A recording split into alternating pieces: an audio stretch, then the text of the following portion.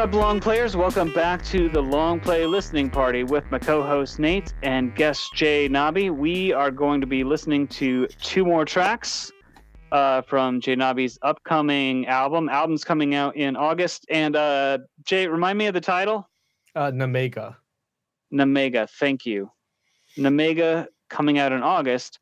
But podcast viewers, you are hearing two songs last week and two more songs this week.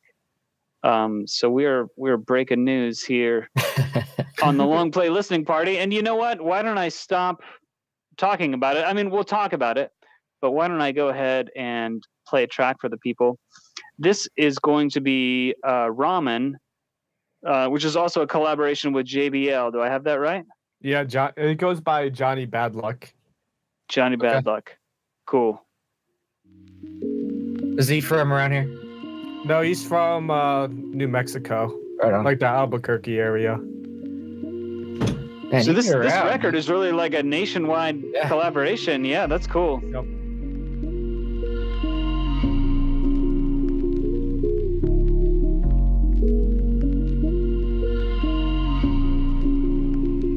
My dad is Japanese. My mom is Vietnamese. Girl, you're exactly what I need. So make a baby with me. We made love and ate ramen. We made love and ate ramen. We made love and ate ramen. Sounds like a good night. Yeah.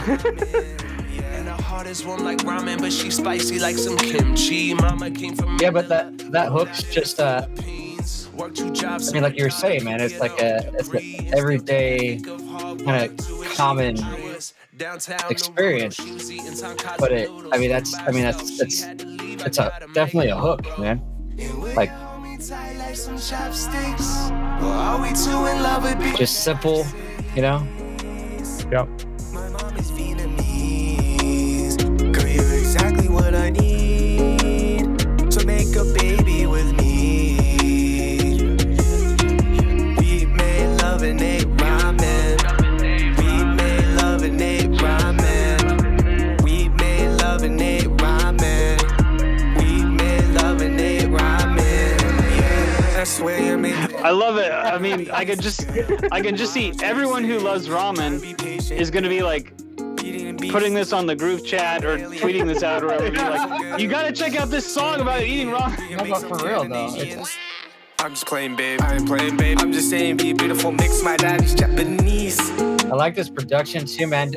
You said you played a lot of the stuff on this?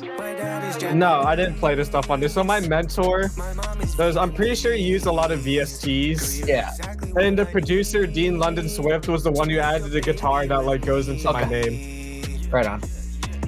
We made love and ate ramen.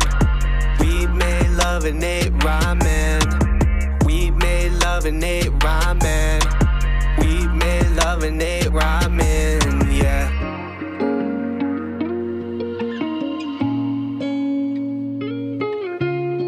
Yeah. So we should shout out producer and mentor Knowledge. Listeners, if you haven't listened to last week's episode, I mean, go back and do so. But Knowledge had a lot to do with collaborating on this album with Jay Nobby and putting this album together. So they're like a really important part of this story. Yeah, if any listeners know Knowledge, you know he's popular in Lawrence, Massachusetts, and he pretty much invented 978 dancehall. So if you like dancehall, he's the guy to listen to. Right on. Yeah, we'll definitely make sure to link them, or if you have a link you can give us, we'll throw it on there. Yeah, like I said, I kind of noticed, I follow you on Instagram anyway, and I just kind of noticed that you post a lot of music, and it seems like you've got kind of other areas of creative art, and yeah, I think you work at like a day job, like probably me, Howie and I work a day job. I think, do you have a day job too, correct? Yeah, I do a lot of like selling on eBay and Yeah. stuff like that. Okay. So that's kind of my main thing. Okay, so so that's, I mean,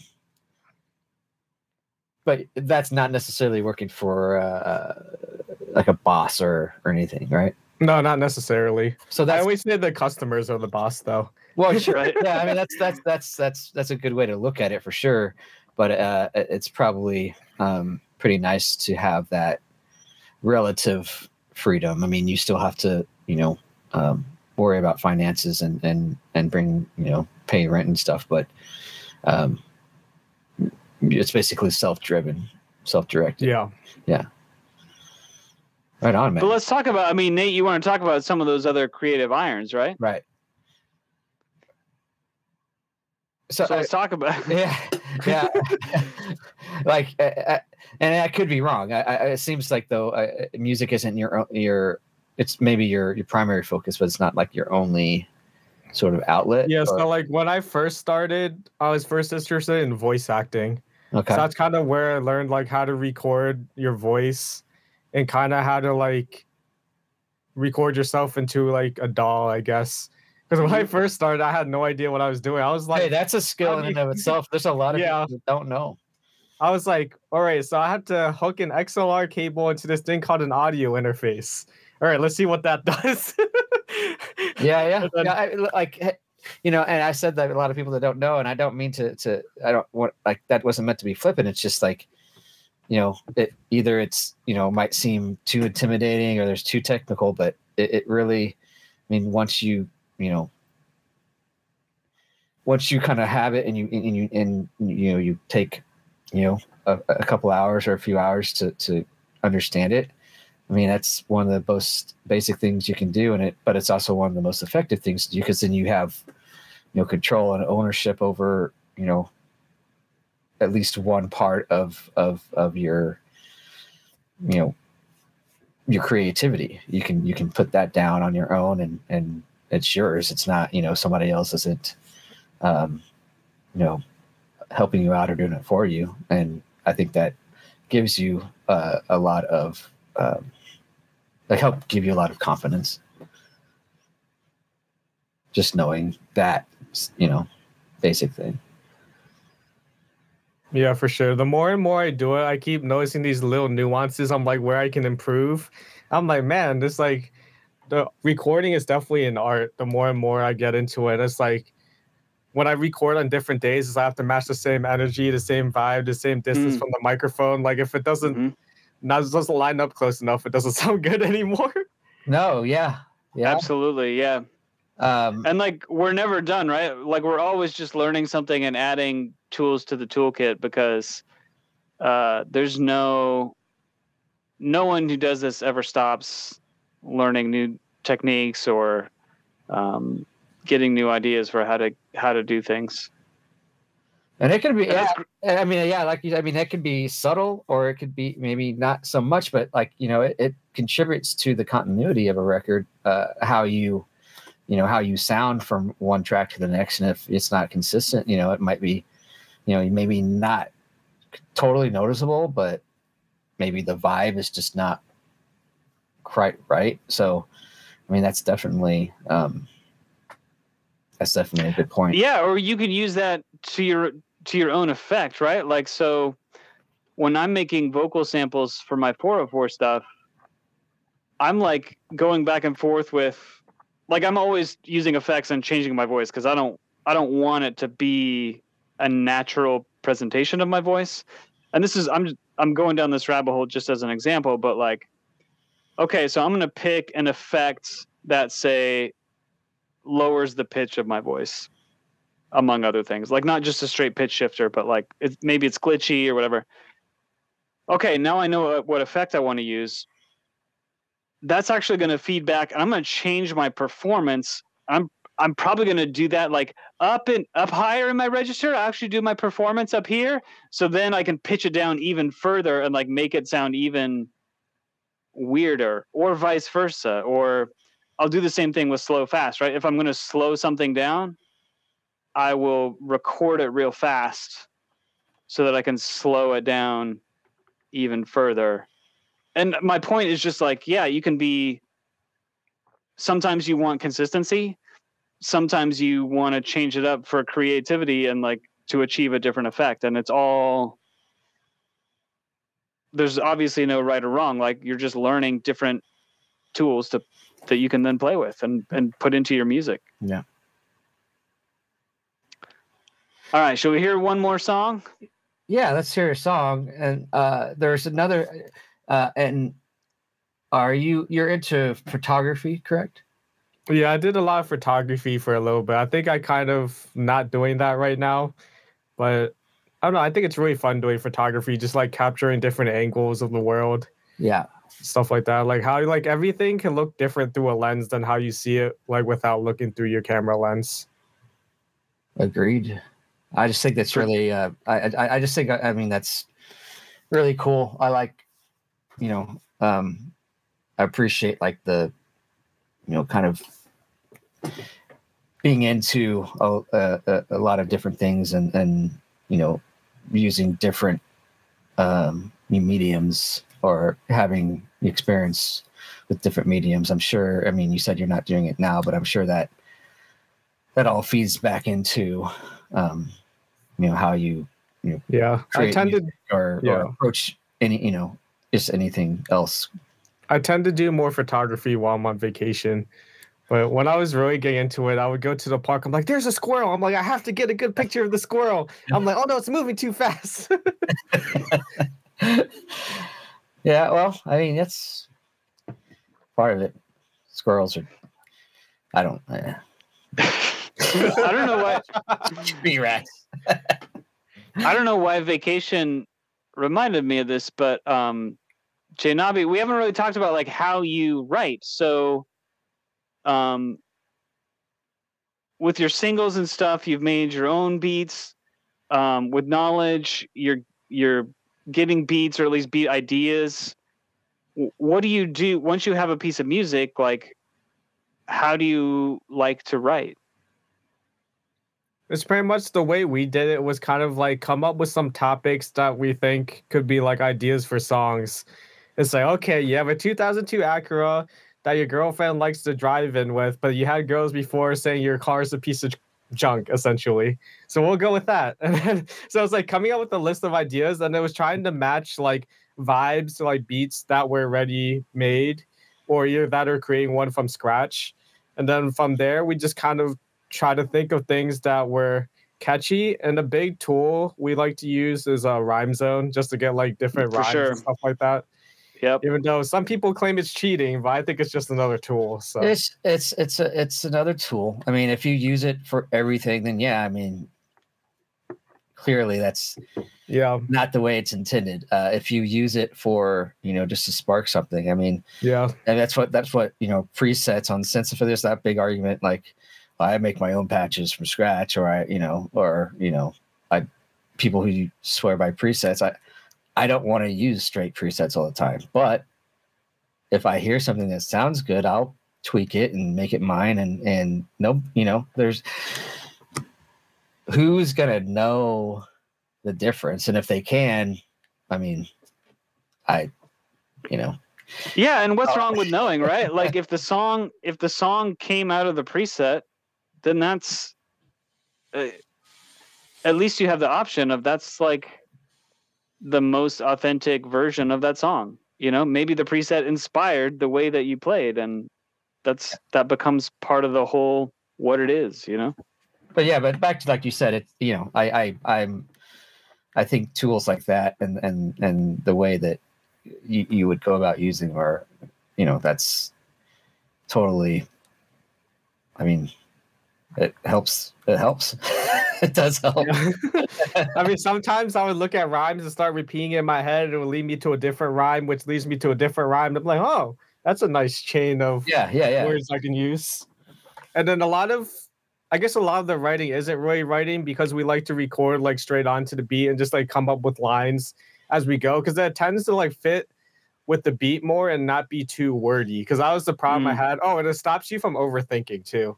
So I've know people that do that. They just kind of play it and they just kind of vocalize things. Just do vocalizations. Yeah, just kind of like what fits, and then no words or anything, and then they kind of fill it in later.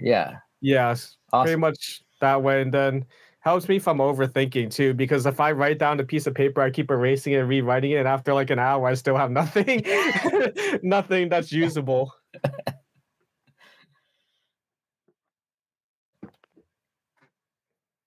All right, here we go. PHL to the NRT. And Janabi, I'll leave it up to you whether you explain these acronyms to those us have to be airport codes, aren't they? Yep. You got spot on. Sure. I don't know which airports, but they sound like airport codes.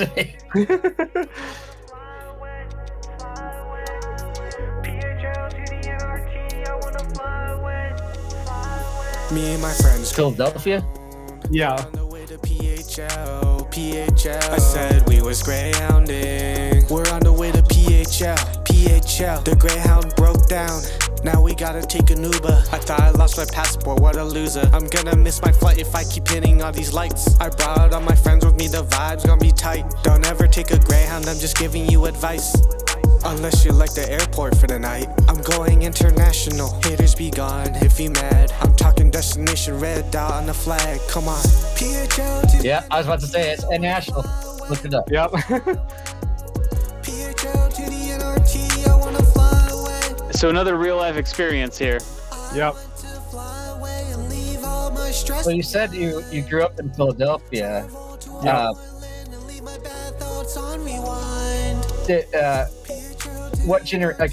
When did your family come to the United States, or? So my mom came to the United States from Vietnam, and it was my great grandparents that came from Japan. Okay. On my dad's side. I made it to the NRT. Now I gotta pee. Yeah, I gotta pee. It's not a pound. Where the food at? That's where I'm found. But yeah, I do that. Reservations paid for. I'm eating good on the main floor. I'm feeling full, man. I had a feast. Trying to find a bathroom, don't know Japanese. I told her konnichiwa, she just laughed at me. Yeah, free sushi, tempura, udon, the ramen. I'll revisit happily. Oh, that's great. Yeah, dude. And this is on the album coming out. Yep. So.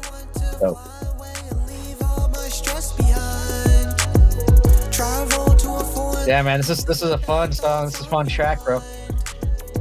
Yep. The saying I have to go to pee part gets everyone every time.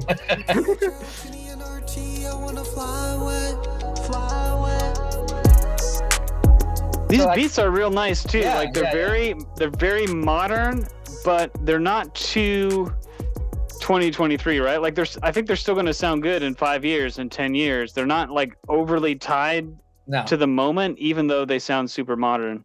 Yeah, my mentor was still trying to teach me how to like make beats, and like before I met him, I never realized there was such a thing as like old drums. He's like, no, the drums you're using sound too old. We need newer drums. I was like, I guess I didn't know anything about making beats, because I'm like, isn't a snare just a snare?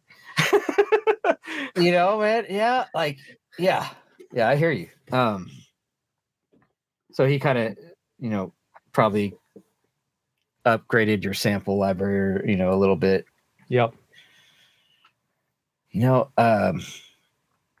I'm just trying to, I'm relating to it because like, I know I have just, a crap ton of sample libraries, and I just look for something that I think that sounds good, but I realize that like, it's probably 10 years old or something, but,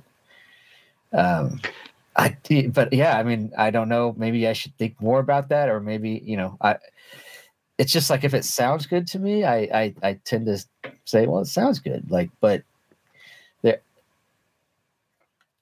I think it depends on what you're doing, right? Because I don't think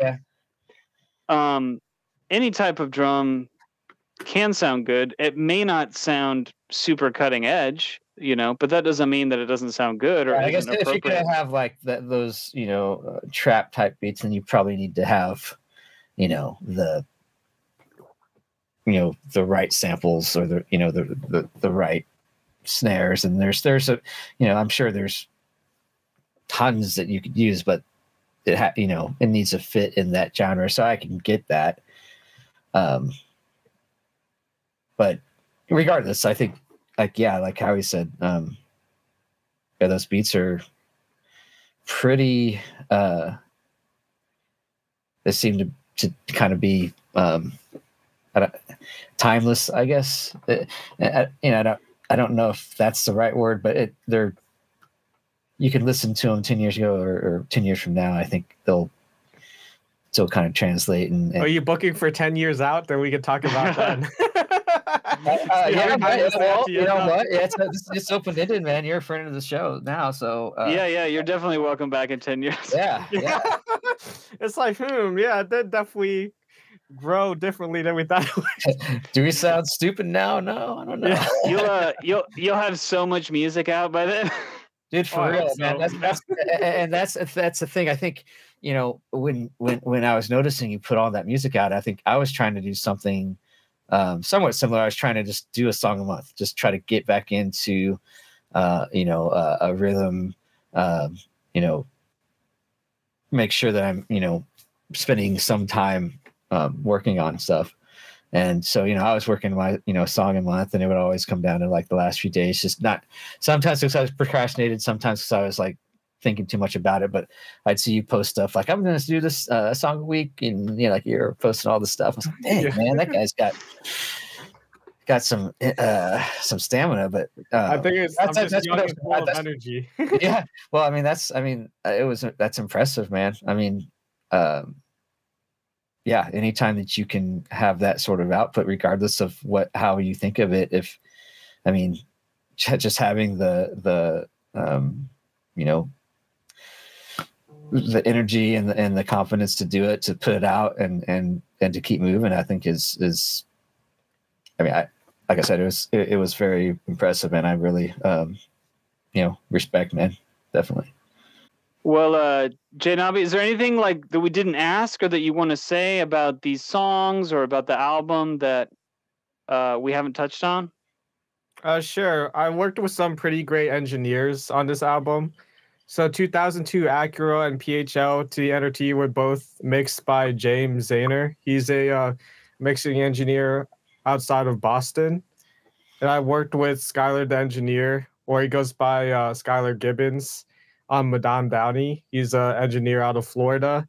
And for Rodman, I worked with an engineer out of Las Vegas, Dean London Swift. I just want to give them a shout out real quick for engineering some of the songs on the album. Cool. Yeah, I just looked them up, man. We'll definitely tag them and stuff on the. Yeah, we try to make sure to get a good amount of people involved in the album. That's also impressive, man. Nice. Yeah, I'm honestly kind of surprised. Like, there's a real consistent sound. So it's cool to hear that like so many different engineers worked on the mixes. That's really cool. Yep. Now, are you getting to go and kind of sit in and see them work on your stuff, or does it just kind of like depend on? It's kind of more of like just sending the file. They send the file back, and if there's any revision or tweaks I need, then I'll be like, hey, from this timestamp to this timestamp, can you do like a microphone effect or add like this kind of other effect? So it wasn't really like a live sit-in. It was just kind of going back and forth through text. Okay. Man,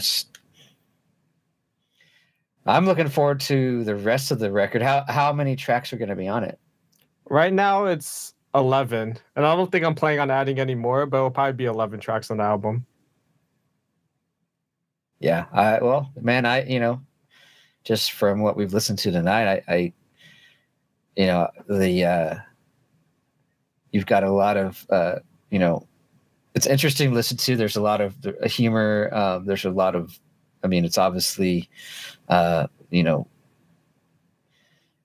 it seems like it's it's a personal thing, but it wasn't like I couldn't relate to it because it was something I wasn't getting. Yeah, I'm getting like a best of both worlds kind of thing, right? Where each song there's something about the story that's super relatable, and there's also some details in there that make it really specific to you and something that only you could come up with. So that's, and I mean, in my book, that's the sweet spot for an artist is having both of those elements present. Mm-hmm. Yep. And for just first putting music out just 3 years ago, man, it's pretty exciting, man, to be about ready to put out 11 tracks that, from what I can tell now, it's probably gonna be a really fun album to listen to. And that was definitely the goal, is to make the songs be more of me instead of trying to be too generic. I love that. And I think you're really nailing it. Yeah. Cool. Well, we'll link to everything. Yeah. Album in August. Jaynabi, can't thank you enough for coming on. Really appreciate you sharing your music with us. Yeah, we'd love to have you back when the album comes out. Sure. Thank you for having me. Yeah, man. For sure. Great to get to know you and catch up, and best of luck, man, and be listening for sure. Don't hang up. This is the end of the show for the listeners. We're going to let the listeners go. But we can stay on and talk for a minute. But listeners, we'll be back next week with more Long Play Listening Party. Until then, please do subscribe on whatever platform you happen to be listening on. And, maybe leave a comment or a review or email us. The email address, thelongplaylp@gmail.com, is on. If you're watching on YouTube, it's been flashing. And we'll catch you soon. Later, everybody. Take care.